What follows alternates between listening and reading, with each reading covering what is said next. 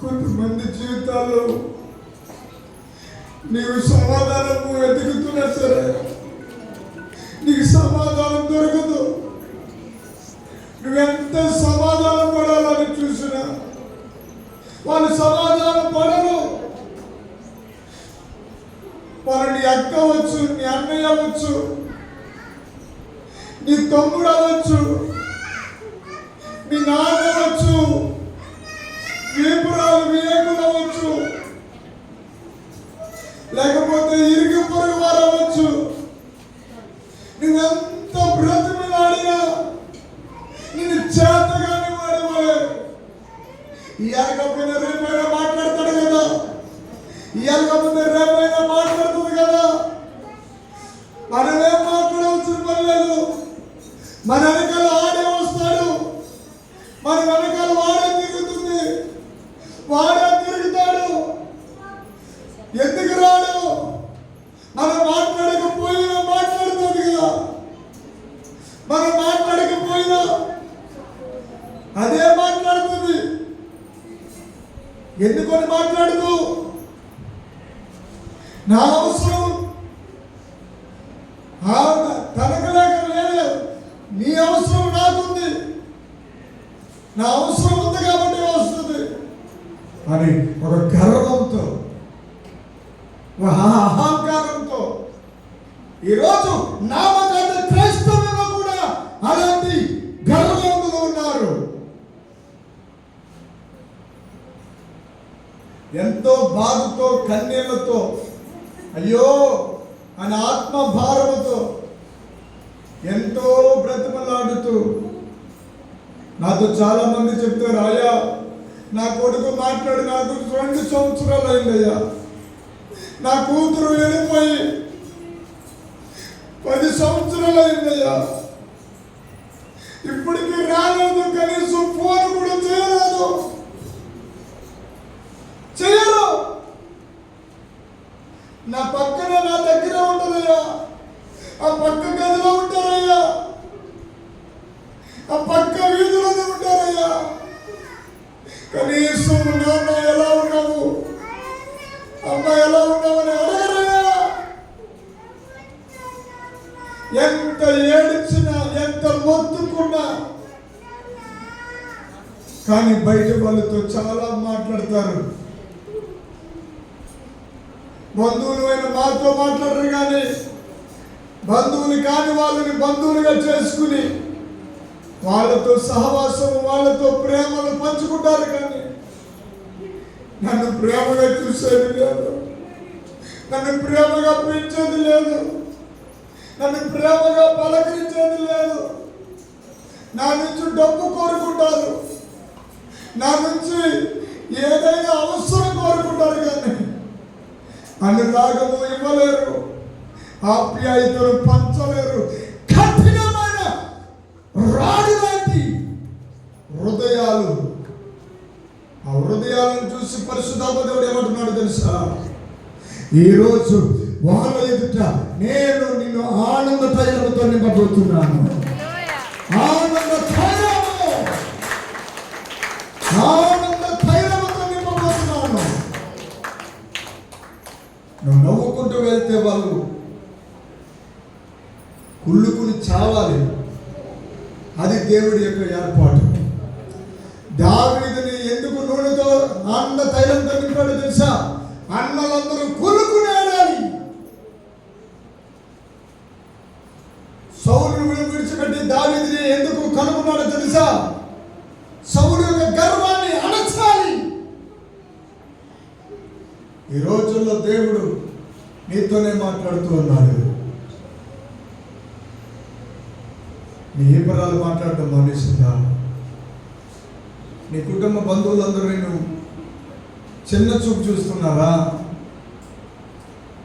చిన్న చెల్లెలు కదా అనుకుంటున్నారేమో. ఆ చిన్న సంఘాన్ని దేవుడు ఏం చేస్తాడట?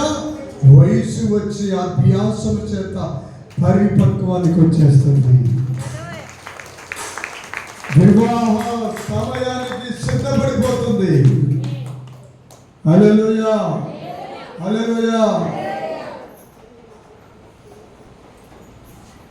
అపురూప కళ్యాణమే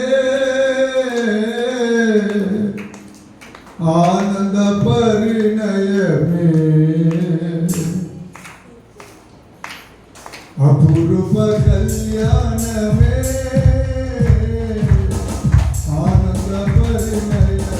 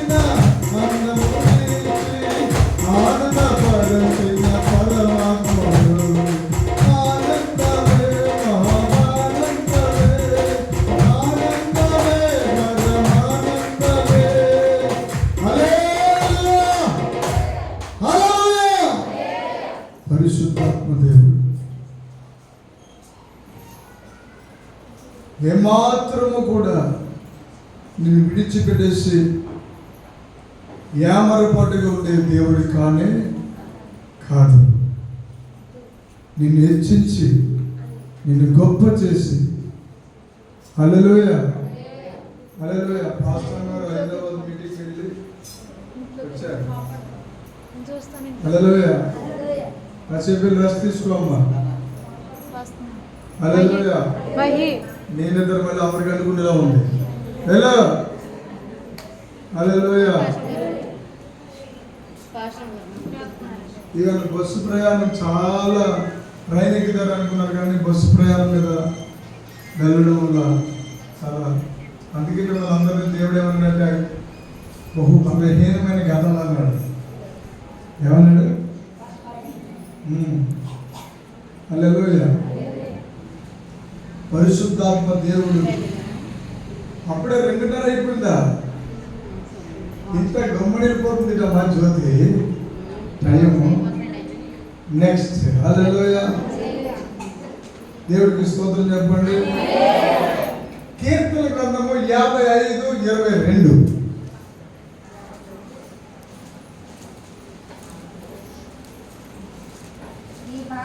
ఇవాళ గోమను ముగించేస్తాను. ఇవాళ నీ భారం మోపు. ఎవడా ఈ మాట అర్థం తెలుసా మీకు? మోపం అంటున్నాడు. మోపం అన్నాడు అంటే అర్థం ఏంటి? మోపే. ఎప్పుడు మోపేస్తావు నువ్వు? నీ వల్ల కానప్పుడు, నీ వల్ల కాదు అన్నప్పుడు మోపేయాలి. ఇది ఎప్పుడు మోపేయాలంటే ఆదాము మీద అవ్వమ్మ మీద మోపేశాడు. అవ్వమేమో పాము మీద మోపేసింది. ఈ మోపే కార్యక్రమం ఎక్కడ ఉంటుంది? బలహీనమైన ఘటాల దగ్గర ఉంటాయి. హల్లెలూయా. గట్టిగా చెప్పాలి. ఇంకా గట్టిగా హల్లెలూయా. ఆమేన్. ఈ మోపడం స్కూల్లో ఏమండి బాగా ఎవరు చెప్తున్నారు? ఎవరు రాదు గారు ఇటండి అని మోపుతూ ఉంటారు. అలాగే నీ భారం అంతా మోపేస్తూ ఉండు. ఇంకా చదువు. ఆదుకుంటారు. అది గదే. హల్లెలూయా. పరిశుద్ధాత్మ దేవుడు రెండో మాట ఏమిస్తున్నాడంటే, మొదటి మాట ఆనంద తైలం ఇస్తున్నాడు. రెండో మాట ఏంటంటే కదలనీయడు. నిన్ను చూసి నిట్రాల్లో ఉంటుంది అని ఎవరైతే అనుకున్నారో, కొట్టులా ఉంటుంది అని ఎవరైతే అనుకున్నారో, ఎన్ని మాటలన్నా, ఎంతలాగా విమర్శించినా, ఎంతలాగా గాయపరిచినా, ఎన్ని కాకి వంకనో కోడి వంకనో లేకపోతే ఏదో వంకని ఎన్ని రకాలుగా మాట్లాడినా, అరిచినా, కేకలు వేసినా, ఈదులోకి లాగి మరి పంచాయతీ పెట్టినా చలించకుండా, ఏమాత్రము సందేహించకుండా, నిశ్చంతగా కదలనీయకుండా ఉంది. ఏంట్రా బాబు అంటే అది దేవుని కృప, దేవుని అభిషేకము, దేవుని శక్తి. హల్లెలూయా. హల్లెలూయా. ఈరోజు నాతో దేవుడు ఏం చెప్తున్నారంటే, నీకు ఏం జరిగాయో అది చెప్పమంటున్నాడు. రేపు ఏం జరగబోతుందో చెప్పమంటున్నాడు. ఎంతమంది సంతోషంగా చెప్పండి. హల్లెలూయా. హల్లెలూయా. ఇంకా ఎక్కువ మంది ఉండటం వల్ల, ఎక్కువగా జనం ఉంటే ఏమవుతుందంటే ప్రార్థన తక్కువ అవుతాయి. అదే తక్కువగా ఉన్నవారు మీ ప్రార్థనలు ఎక్కువ అవుతాయి. చెప్పట్లేదు. ప్రార్థన ఆత్మచేతను ఆనందిస్తావు. ప్రవచనము దిగి వస్తుంది. ప్రవచనము నీ మీదకి వచ్చి వ్రాలుతుంది. ఆ ప్రవచనమే నీకు మహావృక్షంగా చేసేస్తుంది. హల్లెలూయా. హల్లెలూయా. 44వ కీర్తన. ఇది కూడా కోరాహులే. 7వ వచనము. ఎక్కడి నుంచి? నా శత్రువుల చేతిలో, మా శత్రువుల చేతిలో నుండి. ఇది ఏక కుటుంబముగా పలుకుతున్న మాట. మా శత్రువుల చేతుల్లో నుండి మమ్మల్ని రక్షించేవాడవు నీవే. ఏంటండి? ఇగో నిజంగా నీకు ద్వేషించే వాళ్ళు ఉంటేనే నాకు చెప్పమాట. సిగ్గుపరిచేవాడవు నీవే. నిన్ను ద్వేషించిన వాళ్ళు లేకుండా ఉన్నారా? నిన్ను ద్వేషించడం లేదా? నిన్ను ద్వేషించలేదా? 44వ కీర్తన 7వ వచనం. ఏది? నిన్ను ద్వేషించకుండా ఉన్నారా? నిన్ను అసహించుకోకుండా ఉన్నారా? నేను కోపపడకుండా ఉన్నారా? శక్తి పడిపోయినట్టు పడిపోతుంది ఒక ఆవిడ. అవునే కదా? అవునే కదా?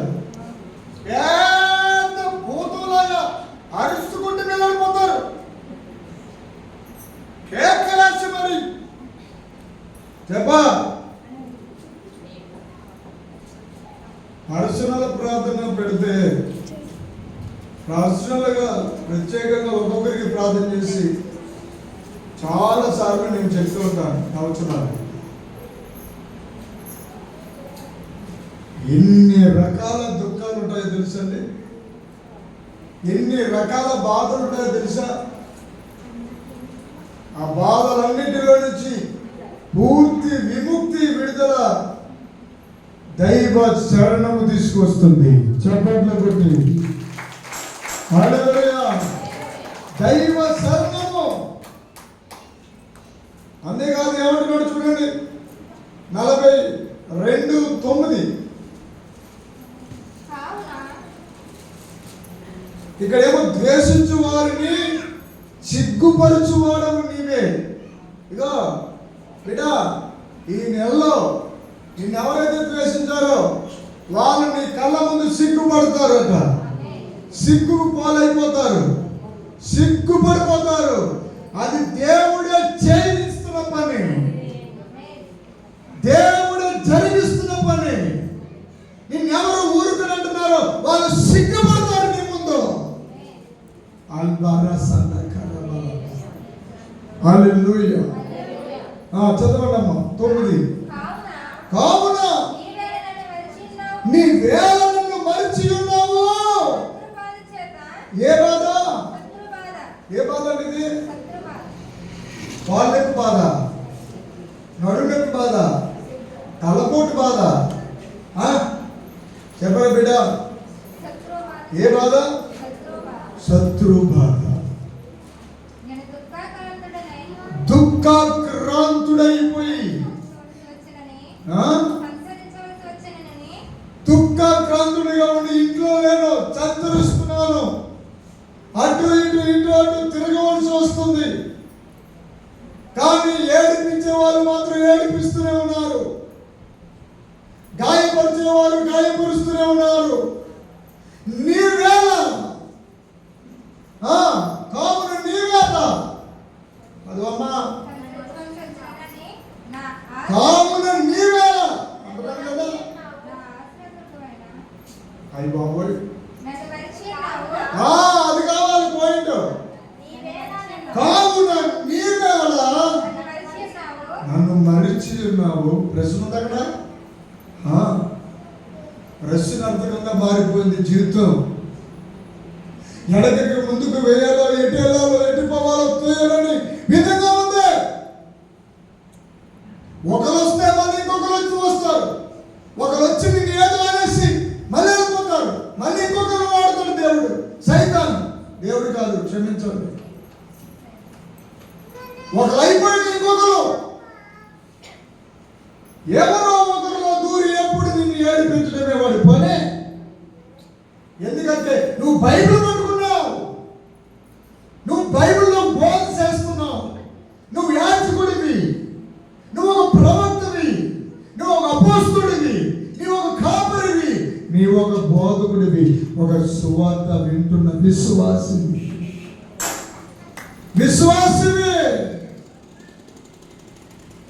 విశ్వాసంలో నిలకడ లేకుండా చేసేయాలని, నిన్ను ఆర్పేయాలని.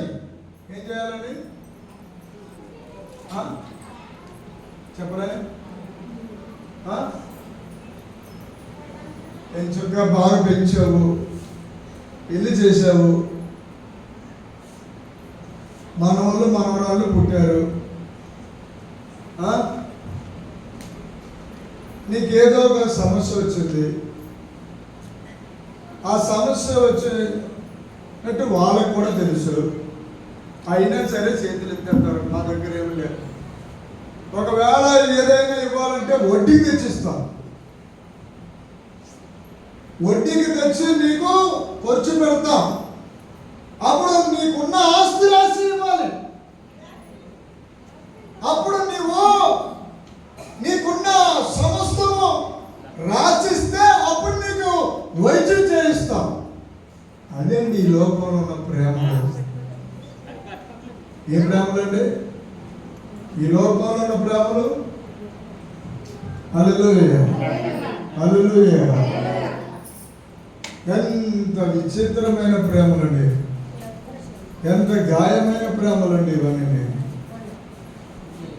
నిజాయితీ ప్రేమ ఉందా ఈ లోకంలో? లేదా? బిడ్డల్ని ఎందుకు అంటున్నాము? బిడ్డలు రేపొద్దున వాళ్ళు మన భవిష్యత్తు అనుకుంటున్నారు ఈ లోకంలో చాలా మంది.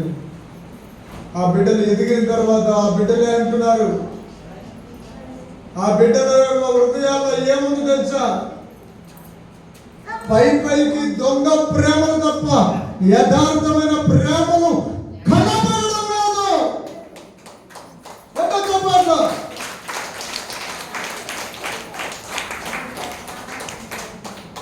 చాలా నీచమైన వాళ్ళేమో ఎచ్చని అన్నం తినడం, ఆ ముసలమ్మకేమో మెత్తబడిపోయిన అన్నం పెట్టడం. వాళ్ళేమో ఎచ్చని కూరలు మంచి కూరలు వేసుకుని తినడం, ఆ ముసలోడికేమో సాయంత్రం కూర, పొద్దున కూర. అంటే అలా పెడితే పెందరగడ ఎంత దెయ్యమో చూడండి. ఆస్తుల విషయంలో పంచుకోవడానికి వస్తారు చాలా మంది.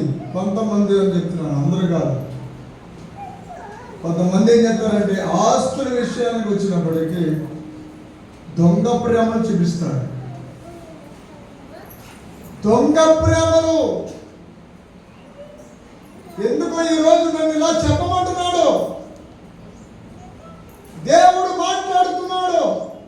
మనసు మార్చుకో, నీ హృదయాన్ని త్రిప్పుకో. రేపటికి నీవు కూడా ఒక వృద్ధుడు అవుతావు. ఒక వృద్ధాప్యానికి నువ్వు వచ్చినప్పుడు నీ గతి వారికంటే ఘోరంగా ఉంటుంది.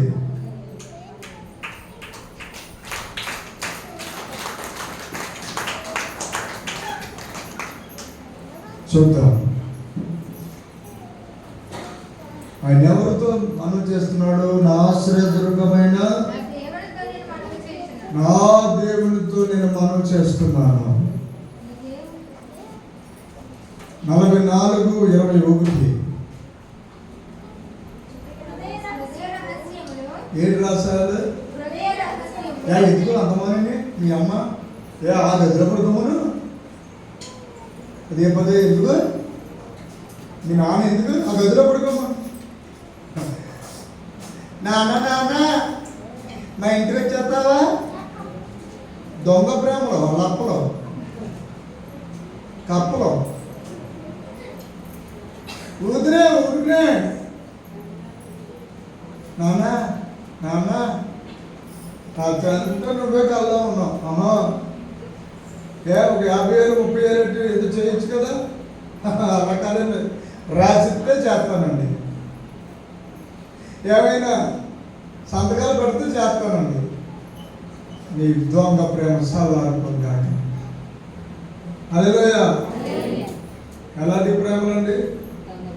ఈ లోక ప్రేమలన్నీ నీచమైన ప్రేమలు. అందరూ వదిలేసిన పరిస్థితులన్నీ తారుమారైన కనీసము ఒక్కరు కూడా నీతో మాట్లాడకపోయినా పరమందున్న తండ్రి నీ పక్షంగా దిగి వస్తే యుద్ధం యెహోవాదే.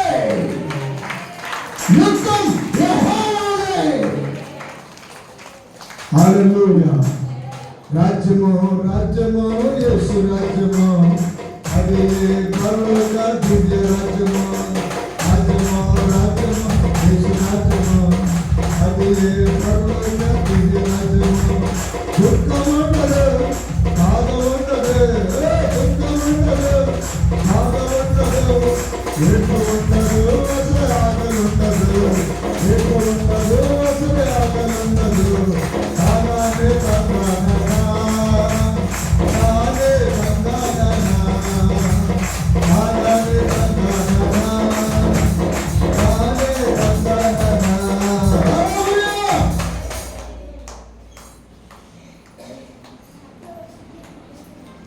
యోబు గ్రంథము 8వ అధ్యాయము 7వ లేఖనం.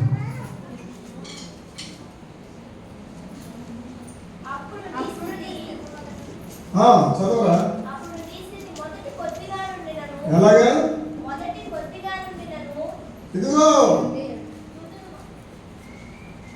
నిన్ను నీ ఇంటి వారిని కనీసం పట్టించుకోకపోయినా, హల్లెలూయా చెప్పరా, హల్లెలూయా, నిన్ను పట్టించుకునే యజమానుడు ఒకరున్నారు, నిన్ను పట్టించుకునే మహాదేవుడు ఉన్నాడు, నిన్ను పట్టించుకునే ఒక నాయకుడు ఉన్నాడు. ఆయన పేరు నజరేయుడైన యేసు. కొట్టు చప్పట్లు. హల్లెలూయా. మళ్ళీ క్వశ్చన్ చదవమ్మా. అప్పుడు నీ స్థితి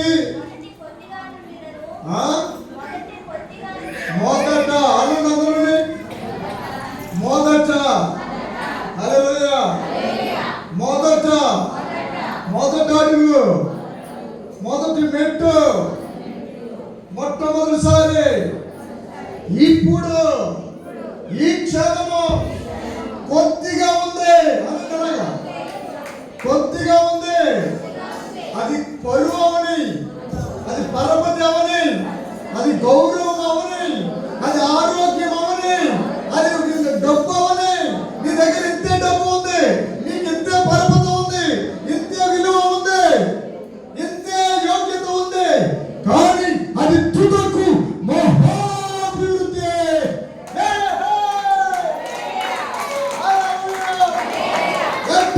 చెప్పండి,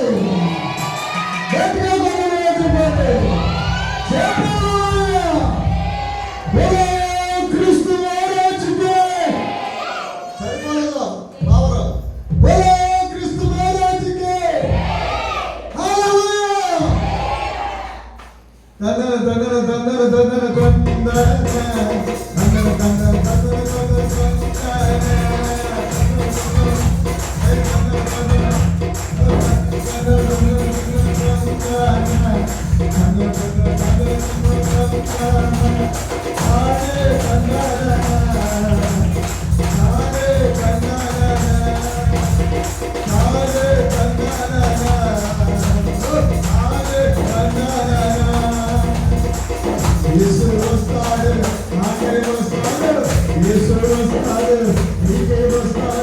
అభిషేకంతో వస్తాడు, ఆత్మతో నిన్ను నింపుతాడు, అభిషేకంతో వస్తాడు, ఆత్మతో నిన్ను నింపుతాడు.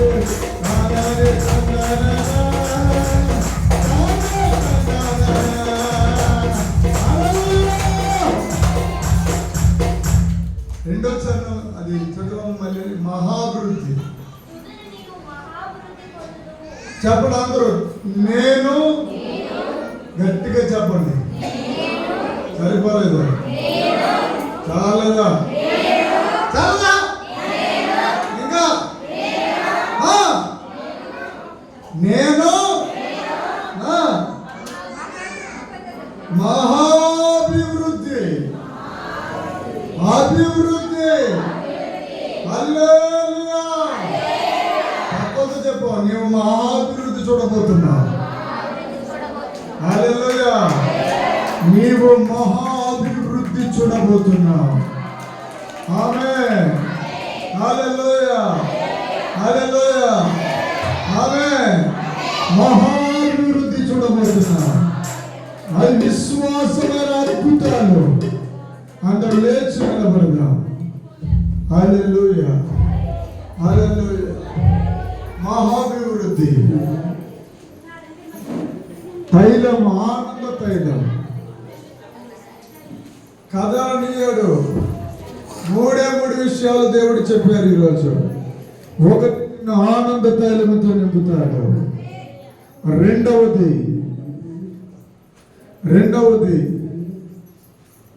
Thank you Jesus, కదలనీయుడు. నువ్వు కదిలిపోవిక, నీ శత్రువులే చెదిరిపోతారు. నీకు శత్రువులనే వారు ఎవరు ఉండరు. నీవు అభివృద్ధిలోనికి వెళ్ళబోతున్నావు. హల్లెలూయా. ఇలాగ వచనం కూడా చూడండి. ఆ వచనం కీర్తనలో 49లో ఒక్కసారి ఈ మాట కూడా చదువుకుంటే చాలా బాగుంటుంది, చాలా బాగుంటుంది.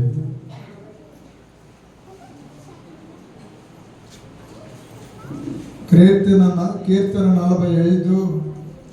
హల్లెలూయా. కీర్తన 45.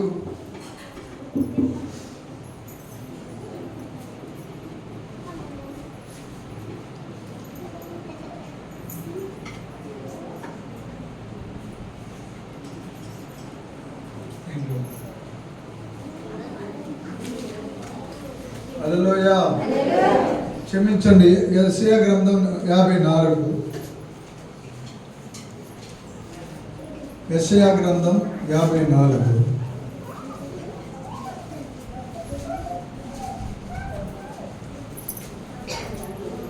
15వ వచనం. జనులు గుంపు కూడినను వాళ్ళ నీ వల్ల కాదు, దేవుని ప్రవచనము వల్ల. ఎలాగా ఎలాగెలగలగా నీకు విరోధముగా గుంపు కూడేవారు. కొట్టండి ఇప్పుడు చప్పట్లు. హల్లెలూయా. నీకు విరోధంగా ఉన్న వాళ్ళు నీ పక్షం వారైపోతారు. అది ఏదో ఒకరు నీతో మాట్లాడకుండా ఉన్నవాళ్ళు వాళ్ళు వంకలు వెతుక్కుంటారు. వాళ్ళు చేసే పాపాలు దాచుకోవడానికి ఇంటిలో వాళ్ళు మార్చేస్తారు. వాళ్ళు చేస్తున్న దోషాలకి ఇంటిలో వాళ్ళు మార్చేసి లేనిపోని నిందలు వేసేసి నేను చూశానండి చాలా మంది జీవితాల్లో. వెళ్ళకు, నువ్వు మీ అమ్మగారింటికి వెళ్ళకు అంటాడు అల్లుడు. ఎందుకంటే వాడు ఎన్ని పనులు ఎక్కించుకుని ఎంతమందిని తీసుకెళ్ళినా అవన్నీ బట్టబలు అయిపోతాయని, ఎక్కడైతే నా బుట్టు రొట్టి చేస్తారని అమ్మగారింటికి వెళ్తే నువ్వు వెళ్ళగానే నేను రాను. ఏంటి చెప్పండి? భయము, పాప భయం, అవినీతి భయం, గూఢమైన రహస్యాలు బట్టబయలైపోతాయని, పాపపు రహస్యాలు వెలుగులో వచ్చేస్తాయని భయం. ఎవడు భయపడతాడంటే పాపం చేస్తున్న ప్రతి మానవుడు భయపడతాడు. కానీ నీతిమంతుడు సింహము వలె ధైర్యంగా ఉంటాడు. కొత్త చప్పట్లు. Hallelujah. Thank you Holy Spirit. Thank you Lord. నీ పక్షం వారు అవ్వబోతున్నారు. పక్క వాళ్ళ చేతులు పట్టుకుంటున్నారు. పక్క వాళ్ళ చేతులు పట్టుకుంటున్నారు.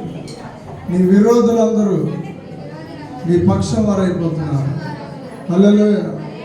నీ విరోధులు ఉండనే ఉండరు. హల్లెలూయా. నీ పక్షం వారు అవుతున్నారు. హల్లెలూయా. హల్లెలూయా. యేసు క్రీస్తు నామములో ప్రభువా వీరి విరోధులందరూ వీరి పక్షం వారిగా మారిపోదురు గాక. వీరికి ఉన్నటువంటి ప్రతి కన్నీరు తుడిచివేయబడి ఒక్కొక్కటి ఆనంద తైలముతో అంటబడుదురు గాక. అటు ఇటు ఇటు అటు వాళ్ళు అప్పిస్తారా వీళ్ళు అప్పిస్తారా, అక్కడికి వెళ్దామా ఇక్కడికి వెళ్దామా అని, ఆ ఇంటికి వెళ్దామా అక్కడికి వెళ్తే ఫలానా ఊరు వెళ్తే ఫలానా ఊర్లో అప్పిస్తారేమో, ఫలానా వీధిలో అప్పిస్తారేమో అని ఇన్ని రోజులు అప్పుడు గురించి తిరిగావేమో. కానీ దేవుడు నీకు ఒక అద్భుతమైన విడుదల పోతున్నాడు. ఆమేన్. అందరూ కూర్చోండి.